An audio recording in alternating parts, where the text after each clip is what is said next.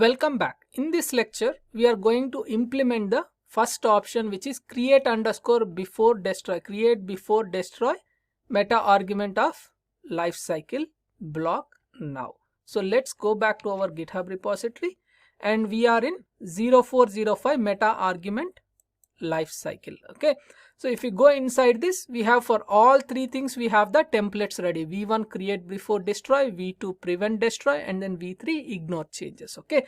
So introductory part we have just now completed and we are moving on to the lifecycle create before destroy, and we already discussed this. So default behavior of a resource is destroy resource and then recreate a resource. So with lifecycle block we can change that using create before destroy is equal to true. So first new resource will get created, second old resource will get destroyed. Okay, so that is what we want to get happened here. Okay, so with that said, we will switch our configuration to v1 create before destroy. And first what we are going to do is observe without lifecycle block what it is going to happen, and then after that we will add the lifecycle block and then see what it will happen. Okay, so let's go here and go to lifecycle and then v1 create before destroy. C1 versions will be the standard one, we don't need to worry, and C2 will be the thing. Okay, so first we are going to comment out the lifecycle block, right? And we really don't want to touch the life cycle now. So first we will see without life cycle what it is going to happen. So let's go here and we are going to 04 Terraform resources, 0405 meta argument life cycle, and v1 create before destroy. So as usual we'll say the Terraform init and then Terraform plan, and then we'll move on to the next step. So these are the standard things. Okay, so Terraform init and Terraform validate and Terraform format.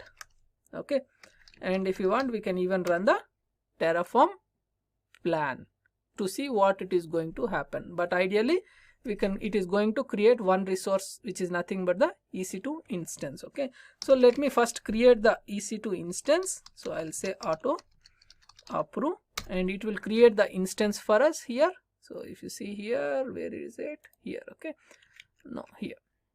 So it is going to create the EC2 instance. Later we are going to change the availability zone from 1A to 1B. So if you see the documentation here we will comment this and then uncomment this, and then again we will try Terraform apply and then see what happens. Okay, so let it get created.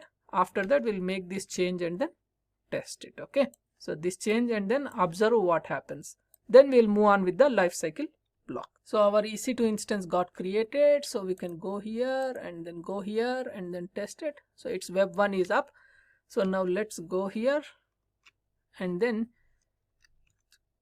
comment 1A and then uncomment 1B, and then let's see what happens now. Okay, so if I say Terraform plan, right, what should happen we'll see, and Terraform apply and then see what it is going to happen. Okay, so it is going to replace, force replacement will happen from 1A to 1B. That should be the plan to tell us. Okay, so it is saying that this respective instance will be replaced. It forces the replacement. Okay, so that's fine, but for us we need to apply and then see what it is happening. Okay, so it will destroy in 1A and then recreate in 1B. So that is the default behavior we are watching now. So it will first destroy in 1A and then recreate the resource in 1B. So let's see the series of steps here, whatever it comes in a step-by-step manner. So we can see it now. First it is destroying the resource. After that only it is going to recreate. So that is what is the default behavior. Okay, so it is shutting down and then terminating the first instance, and then it will create the new instance. So let's wait for it to complete. You can see here the default behavior of destroying took 34 seconds and then now it is creating the new instance. So this is what happened as part of the default behavior.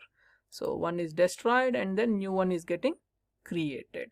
So in our next lecture we are going to focus on adding the lifecycle block and then seeing how the behavior changes, okay, by adding this lifecycle block of create before destroy true. So I'll see you in the next lecture. Until then, bye bye. Thank you.